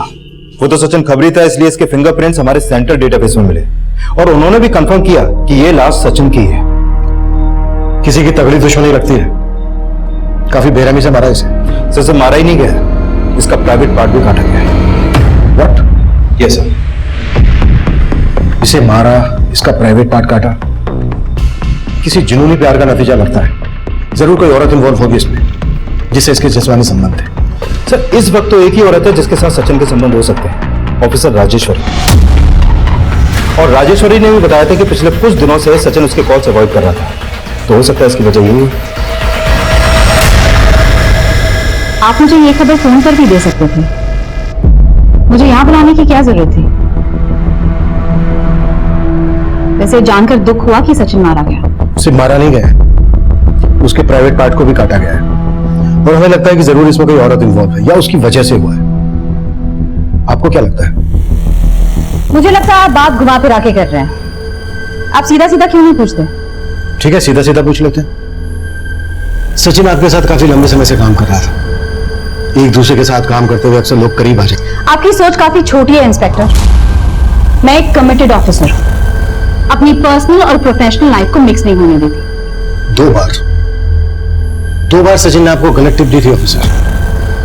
एक तरह से देखा जाए तो आपकी डिमोशन का जिम्मेदार सचिन ही था। मेरी कामयाबी का जिम्मेदार अगर मैं खुद को मानती हूँ तो जाहिर है मेरी फेलियर का जिम्मा भी मुझे खुद लेना चाहिए। हाँ, मैं सचिन पर नाराज थी, लेकिन कई केसेस में उसने मुझे बिल्कुल सही टिप दी और हमारे पेशे में ये सब चलता रहता है। चली तो नहीं रहा था राजेश्वरी, टिप देना तो दूर, उसने तो आपके कॉल तक उठाने बंद कर दिए थे। आपने बिल्कुल सही कहा और मुझे गुस्सा आया और मैंने सचिन की सांसें बंद कर दी। अब यही सुनना चाहते थे ना सर? आप मुझ पर यूं ही शक करेंगे तो और उलझते जाएंगे, बल्कि आप मेरी सलाह मानेंगे तो आपको फायदा होगा। बोलिए। सचिन की मौत के पीछे बंटी हकला, सत्यजीत बंसल या फिर प्रकाश का हाथ है। वही प्रकाश ना जिसे सचिन की टिप पर आपने ड्रग्स स्मगलिंग के केस में उठाया था और वो क्लीन चिट छूट गया। मैं सच बोल रहा हूँ, मैं कोई ड्रग पैडलर नहीं हूँ। सचिन पगार ने मुझे फंसाया है। एक सच बोल दे, स्टोरी मत बना। मैं सच बोल रहा हूँ। मैं सचिन की बहन उर्मी से प्यार करता हूँ और वो भी मुझे प्यार करती है, लेकिन मेरी जो जात है ना, मैं सचिन से भूल ही नहीं जाती। मुझसे मुझे वार्न किया था कि अगर मेरी बहन से रिश्ता रखा तो मेरी जिंदगी बर्बाद कर देगा। इस बात को कंफर्म करने के लिए मैंने एक और खबरी बबलू को अपॉइंट किया। ये बबलू और सचिन काफी टाइम पहले साथ में काम किया करते थे। मैडम, वो प्रकाश सच बोल रहा है। मैंने उसके ऑफिस के प्यून से लेकर मैनेजर तक सबसे बात की, यहाँ तक कि उसके मकान मालिक और पड़ोसी को भी मिला। ड्रग्स तो क्या, बीड़िया तंबाकू खाते हुए भी किसी ने उसको आज तक नहीं देखा। प्रकाश 1 हफ्ते तक जेल में रहा और उसके बाद उसकी बेल हो गई। बंटी हकला, सत्यजीत बंसल, प्रकाश कामदार और सचिन की बहन उर्मी, मैंने आपको 4 संदिग्ध परोस दिए। अब मैं जाऊं या आपको और मदद चाहिए? Thank you.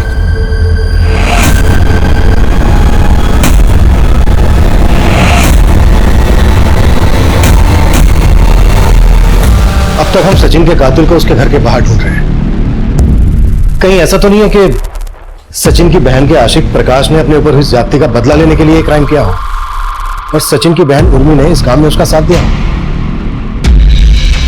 अगर 2 वक्त का खाना और रहने को छत देना यही एक अच्छे भाई का फर्ज है तो हाँ, सचिन भाई बहुत अच्छे थे।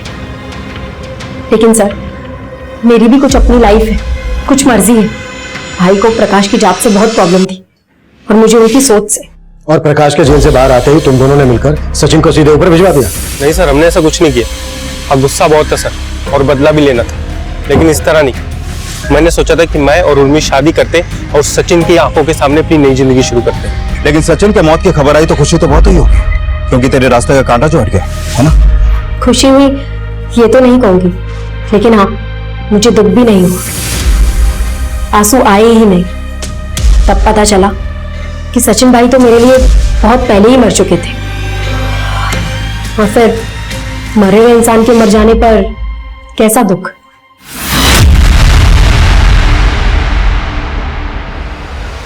प्रकाश और उर्मी दोनों को सचिन की मौत से फायदा हुआ है। दोनों के कॉल रिकॉर्ड्स निकलवाओ। आखिरी बार सचिन का फोन गोरेगांव ईस्ट में एक्टिव था। गोरेगांव ईस्ट के रास्ते पर बस स्टॉप, रेलवे स्टेशन, सब जगह की सीसीटीवी फुटेज स्कैन कर।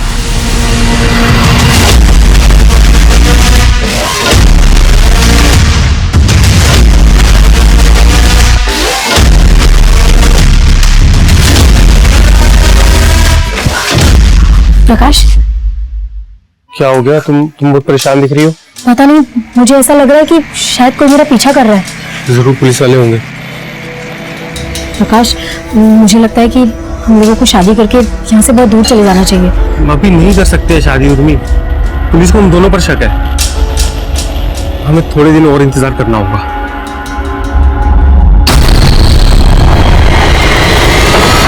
सर सचिन की पोस्टमार्टम रिपोर्ट आ गई है। सर सचिन का मर्डर उसी दिन हुआ जिस दिन सचिन गायब हुआ था, रात के करीब 1 से 2 बजे के बीच। सर सचिन का सिर बुरी तरह से फटा हुआ था, सर पे शायद हथौड़े से वार किया गया था और उसी वजह से उसकी डेथ हो गई। उसकी डेथ के बाद सचिन का चेहरा बुरी तरह से बिगाड़ दिया गया था। गोरेगांव ईस्ट की सीसीटीवी फुटेज और टोल नाका की सीसीटीवी फुटेज में कुछ मिला? नहीं सर, हमारे संदिग्धों में से उस फुटेज में कोई भी नजर नहीं आया। उर्मी और प्रकाश के कॉल रिकॉर्ड्स क्या कहते हैं? सर प्रकाश के जेल से आने के बाद उर्मी और प्रकाश दोनों लगातार टच में थे और जिस दिन सचिन की डेथ हुई थी उस दिन भी उर्मी प्रकाश के साथ मिली थी। दोनों का फोन एक ही जगह पे एक्टिव था। सचिन की मौत को 4 दिन हो चुके थे। हम सिर्फ हवा में हाथ पैर मार रहे थे।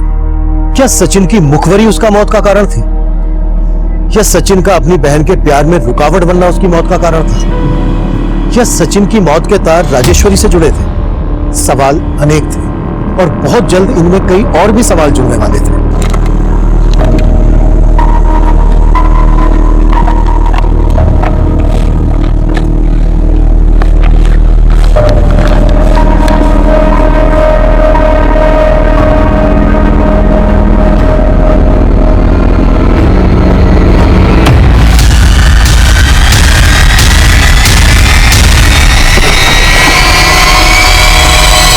पीछे हटिए आप लोग, पीछे हटिए।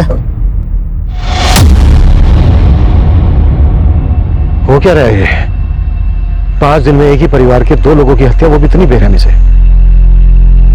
ऐसी भी क्या दुश्मनी रही होगी किसी को सचिन की फैमिली से?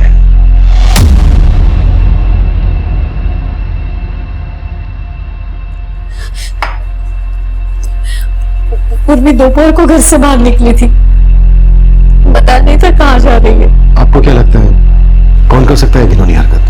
प्रकाश। लेकिन प्रकाश तो आपकी बेटी से प्यार करता था, शादी करना चाहता। सब नाटक है साहब। जब से जेल से छूट कर आया है उसके मन में एक ही भावना है, बदला। मारो ना सर, डाल दो मेरे को जेल में और चढ़ा दो सर मेरे को फांसी। कुछ भी होता है ना सर तो आप मेरे को पकड़ते हो। वैसे भी सर उर्मी के बिना जीने का कोई मतलब नहीं है सर। आपका बेटा विनोद कहाँ है? फोन भी नहीं उठा रहा है। विनोद सुबह सुबह घर से बाहर निकला, बोल रहा था इंटरव्यू के लिए जा रहा है, 1-2 दिन में वापस आ जाएगा। लेकिन पता नहीं क्यों सूटकेस भर के कपड़े ले गया। देखिए, आप हमें साफ साफ बताइए कि विनोद घर से कितने बजे निकला और उर्मी घर से कितने बजे निकली? विनोद 10-10:30 बजे निकला घर से और उर्मी 12 के आसपास। सर उर्मी की कॉल रिकॉर्ड्स। सर उर्मी के नंबर पे आखिरी कॉल उसके भाई विनोद का आया था करीब 11:15 बजे और उसके आधे घंटे बाद उसका नंबर बंद हो गया। सर विनोद का फोन ट्रेस हो गया। उसके फोन की लोकेशन इस वक्त इंटरनेशनल एयरपोर्ट के पास की है। एयरपोर्ट के पास? जरूर वो देश छोड़कर भागने की कोशिश कर रहा होगा। हमें किसी भी तरह उसे रोकना है।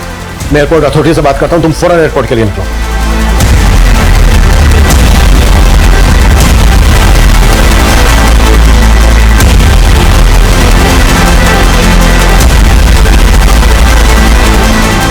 इतनी जल्दी कहा कि विनोद, तेरी फ्लाइट तो टेक ऑफ से पहले ही क्रैश हो चुकी है। अभी चल थाने, चल सर ये क्या बात कर रहे सर? उर्मी की मौत होगी और सर उर्मी के साथ रेप हुआ सर? ज्यादा भोला मत बन। जहां पर हमें उर्मी की लाश मिली है ना, उस एरिया में तेरा फोन एक्टिव था, मतलब तू वहां पर मौजूद था। तूने खुद मारा ना अपनी बहन को? रेप किसी और से करवाया या फिर? बस भी करो सर, उर्मी मेरी बहन थी सर। मुझे जरूर फंसाने की कोशिश की गई है सर। एक बबलू नाम के आदमी का मुझे फोन आया था। हेलो, बबलू बोल रहा हूँ। बबलू भाई देखिए, मैं सही में बहुत परेशान हूँ। अगर ये मौका चला गया ना, मैं दुबई नहीं जा पाऊंगा। तुम टेंशन मत लो, मैं तुम्हारी मदद करूंगा, लेकिन उसके बदले में तुम्हें भी मेरी एक मदद करनी पड़ेगी। फिर फिर सर उसने मुझे तारापुर हाईवे के पीछे एक मंदिर वहाँ बेंच पे बैठ के इंतजार करने के लिए कहा और सर मैंने भी वही किया सर। हेलो, हाँ बबलू भाई, जो आपने मंदिर के पीछे जगह बताई थी वही बेंच पे बैठा हूँ। अब सुन, जिस बेंच पे तू बैठा है उसके पीछे एक नाव है, नाव के नीचे एक बैग रखा है, उसमें 1 लाख रुपए है। ये पैसे तुझे तभी मिलेंगे जब तू मेरा काम करेगा। क्या काम करना होगा? अपनी बहन उर्वी को फोन कर और उसको यहाँ पे बुला। सर मैं लालच में आ गया था सर, तो मैंने उर्वी को फोन किया और वहां मैंने उसको बुलाया सर। और उर्मी वहां पर आई और जब उसने तेरी बात नहीं मानी तो तूने उसको मार डाला। नहीं सर, मैंने बहुत देर तक इंतजार किया लेकिन वो नहीं आई सर। उसके बाद बबलू का भी फोन नहीं आया, तो मैंने सर चुपचाप बैग ली और चला गया। सर विनोद की यह बात तो सच है कि उसे करीब 11 बजे चैम्बूर के एक पीसीओ से कॉल आया था और समय ने अपनी टीम को बबलू खबरी की सर्च शुरू करने का ऑर्डर दे दिया है। सर राजेश्वरी के बारे में एक अपडेट मिली है। वो एक जोया नाम की लड़की से मिलती है जो कि एक स्ट्रगलिंग एक्ट्रेस है और जोया का सचिन के साथ अफेयर चल रहा था। फाइनली सचिन के साथ किसी लड़की का नाम तो जुड़ा। आई एम श्योर ये वही कड़ी है जिसे अब तक हम मिस कर रहे थे। सर राजेश्वरी मैम से मुझे सचिन की मौत का पता चला। मैं सचिन को बहुत प्यार करती थी। इनफैक्ट सर उसी ने मुझे इंडस्ट्री में काम दिलवाया और पैसों की भी मदद की। मैं तो खुद उससे शादी करने का सोच रही थी, लेकिन सचिन ने मुझे धोखे में रखा। मुझे कुछ दिन पहले ही पता चला कि उसका किसी और लड़की के साथ अफेयर चल रहा है। कौन है वो लड़की? सर ये तो उसके साथी को ज्यादा पता होगा। कौन साथी? बबलू? बबलू खबरी? बबलू खबरी के साथ तो सचिन ने बहुत पहले ही काम करना बंद कर दिया था। मैं बंटी हकला की बात कर रही हूँ, वो सचिन का खास दोस्त है।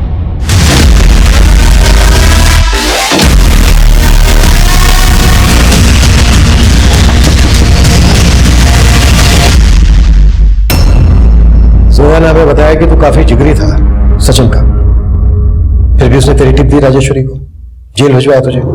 जाहिर सी बात है गुस्सा तो बहुत आया होगा तुझे। मैं सर धीमी लोकल, तेज हो जा, नहीं तो जिंदगी में कभी बोलने लायक नहीं बचेगा। सर सचिन को मैंने नहीं मारा सर, मैंने नहीं मारा। और वो यशवर्धन साहब को टिप देना वो सारा नाटक था साहब। चल आगे बोल, क्या खिचड़ी पकी थी? एक बड़े प्रोजेक्ट के लिए सत्यजीत और वो यशवर्धन दोनों भी ट्राई कर रहे थे और यशवर्धन का ये प्लान था कि सत्यजीत का नाम बदनाम हो जाए तो वो प्रोजेक्ट उसे मिल जाएगा। और ये सारा नाटक खुद यशवर्धन ने ही प्लान किया था। सत्यजीत ने कोई सुपारी नहीं दी थी साहब। जोया ने हमें बताया कि सचिन का उसके अलावा किसी और लड़की के साथ भी अफेयर था। कौन है वो लड़की? लड़की का लफड़ा तो सिर्फ सचिन ही जाने, मेरे से तो सिर्फ धंधे की बात होती थी। कोई तो होगा जो उसके इस अफेयर के बारे में जानता होगा। साहब आप विठल राव से पूछो ना। कौन विठल? वो तिलक नगर के थाने में हेड कांस्टेबल थे, शायद अभी रिटायर हो गए। 9 साल पहले उसने ही सचिन को इस खबरी के लाइन में पहली बार चांस दिया। विठल राव से कांटेक्ट करो और चैम्बूर पुलिस को इन्फॉर्म करो कि बिल्डर यशवर्धन को कॉन्स्पिरेसी के चार्ज में अरेस्ट करें। हमें भी यशवर्धन से पूछताछ करनी होगी। अगर सचिन भविष्य में कभी मुंह खोलता तो यशवर्धन की साजिश पकड़ी जाती। हो सकता है इसी वजह से यशवर्धन ने सचिन को मरवाया हो। Okay sir. बंटी ने सब कुछ बता दिया आपके बारे में हमें। बेहतर यही होगा कि आप अपना गुनाह कबूल कर लें, नहीं तो बहुत घाटे में रहोगे वर्धन साहब। हाँ, मैंने सचिन के साथ मिलकर सत्यजीत को बदनाम करने का प्लान बनाया था। सचिन को 2 लाख रुपए भी दिए थे। 2 लाख भी दिए थे और 5 साल के लिए अपना गोरेगांव वाला गोडाउन भी। गोरेगांव ईस्ट में है ना गोडाउन? सर सचिन के फोन की लास्ट लोकेशन भी गोरेगांव ईस्ट की ही थी। एड्रेस दीजिए गोडाउन का।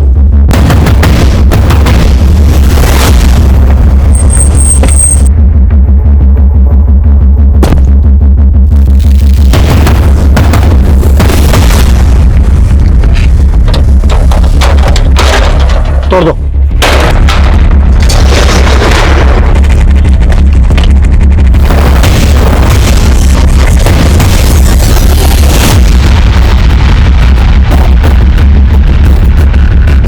सर यहाँ आइए।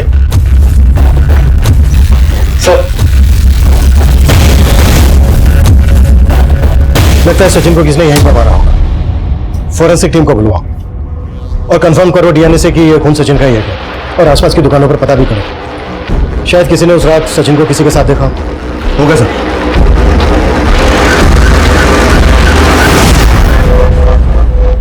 सर सचिन के पास वाले गोडाउन के ओनर ने ये फोटो दिया है। इसका नाम उदय सिंह है। सचिन के गोडाउन और आसपास के एरिया का सिक्योरिटी गार्ड है ये। जिस दिन सचिन मारा गया उसके अगले दिन से ये ड्यूटी पे नहीं आया सर। उदय सिंह की फोटो सभी जगह पर सर्कुलेट करो। शायद ये सचिन के मर्डर के बारे में कुछ जानते हैं। और कांस्टेबल विठल राव से बात हुई जिसने सचिन को खबरी बनाया था? अभिषेक उनसे मिलने ही गया अभी। विठल राव जी, हमें सचिन खबरी के बारे में आपसे कुछ बात करनी है।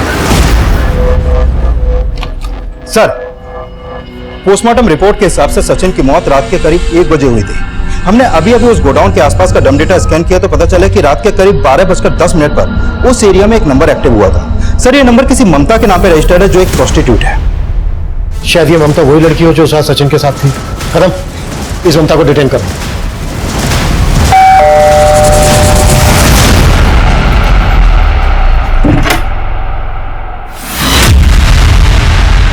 जबरदस्ती उठा के लाने का क्या है साहब?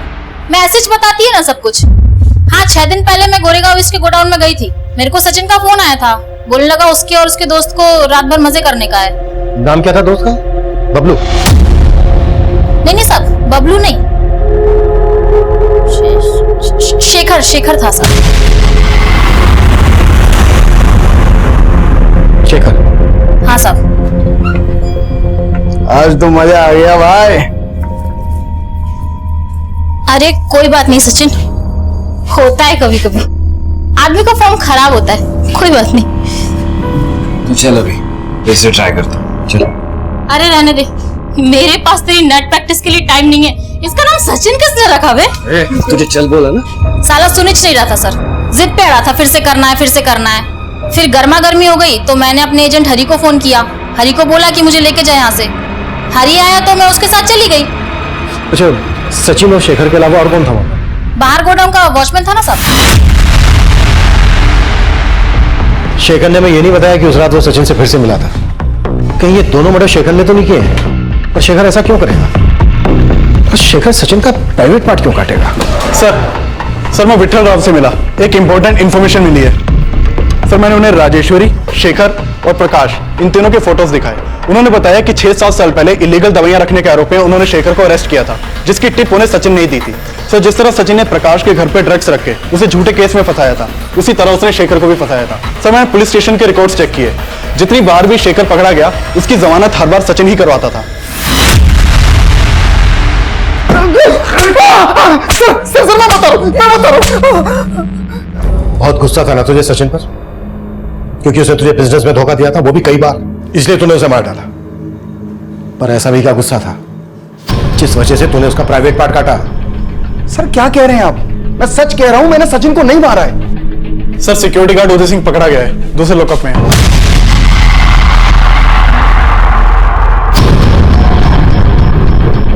सचिन के हाथों इतने धोखे खाने के बाद भी मैं उसके साथ काम करता रहा। जब उसने मुझसे पैसे मांगे मैंने उसे पैसे दिए, उस दिन भी दिए। तो जब भी किसी लफड़े में फंसता था मैं उसे बचाता था। मैं तो सर उस रात उसके साथ सिर्फ मजाक कर रहा था, लेकिन जो उसने उस रात कहा ना, मेरा बर्दाश्त जवाब दे गया। अरे वो गई अपने एजेंट के साथ, बैठ तू। अरे क्या उल्टा पुल्टा बोल रही थी यार वो? अरे अपना धंधा करते तो धंधा करे ना, एक्स्ट्रा पैसा दे देते थे। यार, लेकिन वो बोल तो सही रही थी। तू जीरो पे आउट हो गया। मैं क्या बोलता हूँ, तेरे को मंगलू बाबा के पास लेके चलता हूँ, तेरे लिए गोली देगा। तेरे को समझा? तेरी शादी नहीं हुई अभी, भाभी को कैसे संभालेगा? डीले अपनी जुबान पे लगाम लगा। और तू जिसको ढीला कह रहा है ना, यही ढीला तेरे बेटे आशीष का असली बाप है। सचिन, ऐसा मजाक नहीं करने का, फैमिली पर नहीं जाने का मेरी। फैमिली पे नहीं जा रहा हूं मैं। और तुझे झूठ लग रहा है तो जाके पता कर ले, नहीं तो डीएनए टेस्ट करवा ले, नहीं तो अपनी बीवी से जाकर पूछ ले कि असली मर्द कौन है, तू या मैं। बीवी पर नहीं जाने का।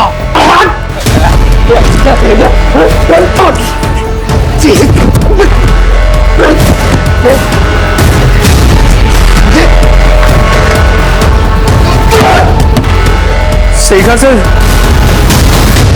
मैंने पैसे देकर उदय को अपनी तरफ मिला लिया था, लेकिन मेरा गुस्सा भी शांत नहीं हुआ था। सच्चाई जानने के लिए अपने घर पहुंचा। अरे बोलना, बोलती क्यों नहीं अब? हाँ, तू सोचती सचिन के साथ, और ये आशीष मेरी औलाद है कि उसकी औलाद? अरे बोलना। उसने मुझे मजबूर किया था। उसने बोला था अगर मैंने उसकी बात नहीं मानी तो वो आपकी जमानत नहीं होने देगा। उसके बाद मैंने कपड़े बदले और गोदाम के लिए निकला। रास्ते में मुझे एक नारियल पानी वाला मिला। मैंने उसका चाकू खरीद लिया और उसके बाद मैं गोदाम पहुंचा। बहुत बड़ा मर्द समझता है ना तू खुद को? तेरी मर्दानगी आज मैं तुझे दिखाता हूं। चल। इस सचिन की बहन उर्मी को क्यों मारा? सचिन को मारकर मेरा गुस्सा तो शांत हो गया था, लेकिन जब भी मैं अपनी बीवी की आंखों में देखता था मुझे सचिन का धोखा याद आता था। आप शांत हो जाइए ना, सब कुछ भूल जाइए। हम एक बार फिर से। भूल जाऊं? क्या भूल जाऊं? कि जब मैं तुम्हें छूने की कोशिश करता हूं तो मुझे याद आता है कि उसने भी तुम्हें छुआ है। जब ये मुझे बाप बोलता है तो मुझे लगता है ये मुझे गाली दे रहा है। मेरा परिवार, मेरी प्रतिष्ठा, मेरा धंधा सब बर्बाद कर दिया उसने। अब जब तक मैं उसके परिवार को बर्बाद नहीं कर दूंगा मुझे चैन नहीं मिलेगा। मैं जानता था सचिन का भाई विनोद दुबई जाने के लिए पागल है। मैंने उदय के जरिए विनोद को फोन लगवाया था। हेलो, दुबई जाना चाहोगे? मैं जानता था कि सचिन और बबलू पहले एक साथ खबरी का काम किया करते थे, लेकिन अब दोनों में 36 का आंकड़ा हो गया था। मुझे मालूम था कि अगर सचिन की लाश मिलेगी तो सारा शक बबलू पर जाएगा। मेरे ही कहने पर उदय ने बबलू बनकर विनोद को फोन किया और विनोद ने उर्मी को फोन किया। उर्मी जब विनोद से मिलने निकली तो मैंने उसे लिफ्ट दी। तुम विनोद से मिलने जा रही हो ना? हाँ। मुझे विनोद ने भेजा तुम्हें लेके आने के लिए। आ जाओ, आ जाओ। उर्मी जानती थी कि मैं सचिन का दोस्त हूं। वो आसानी से मेरी बात मान गई। मैंने गाड़ी में ही उसके साथ रेप किया और उसका गला दबा दिया और उदय सिंह उर्मी की लाश को उसी जगह फेंक कर आ गया जहां विनोद उर्मी का इंतजार कर रहा था, ताकि उर्मी की मौत का इल्जाम भी विनोद पर लगे और सचिन का पूरा परिवार भी उसी तरह तहस-नहस हो जाए जैसे उसने मेरा परिवार तहस-नहस किया। सचिन ने तेरा परिवार तहस-नहस नहीं किया, बल्कि तूने खुद अपना परिवार तहस-नहस किया है। शायद अभी इस बात का एहसास तुझे नहीं होगा, पर जब तू बाकी की जिंदगी जेल में काटेगा ना और तेरे बीवी बच्चे भटकेंगे तब तुझे इस बात का एहसास होगा।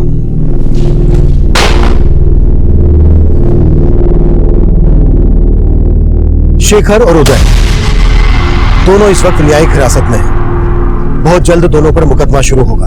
बदला एक ऐसी नकारात्मक भावना है जो अपने साथ सिर्फ तबाही लेकर आता है। अगर किसी इंसान के अंदर यह बदले की भावना लगातार पनप रही है तो जरूरी है वो इंसान इस बदले की भावना के परिणाम को समझे, इसे एक दस्तक समझे और कभी बढ़ावा ना दे, क्योंकि बदला लेकर कभी किसी को सुकून हासिल नहीं हुआ।